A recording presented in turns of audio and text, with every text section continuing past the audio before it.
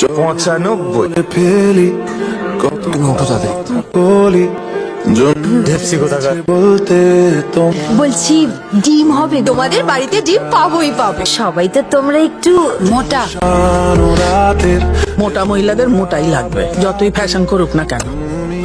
আমার অন্ধকার আমি যদি তোমাকে ধুলি শহরে না নিয়ে আসতাম, তুমি কলকাতা থেকে যেতে, তোমার ডিজাইনার কোর্সটা শেষ করতে পারতে, আর এতদিনে মস্ত বড় ডিজাইনার হয়ে যেতে। তাহলে সুন্দর জীবনটা যে বাঁচা হতো না মশাই। দোকানের সমস্যাটা মিটছে না না? কত লোকের চাকরি গেল, কোনদিন আমাকেই না চিঠি ধরিয়ে দেয়। মা, তোমাকে যে মাসে মাসে 7,000 করে দিই না, ওটার থেকে যদি মাস খাবারই যদি ম্যানেজ করে নেওয়া যায়। আমি চেষ্টা করছি টিফিন, অটো ভাড়া এগুলো বাঁচিয়ে যদি। না না, তোমাকে অটো ভাড়া বাঁচাতে হবে না, আমরা ঠিক 7,000-এ চালিয়ে নেব। যাই বেড়াতে যাই দেখি সোজা হয়ে দাঁড়ান, একদম ঠিক আছে। মা দেখো রংটা ভালো না?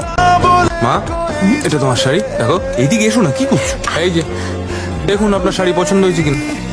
খুশি সাজাবো আমি হাজার ফুলে চলো বলে ফেলি কত কথা কলি জন্মেছে বলতে তোমায় তোমাকে চাই।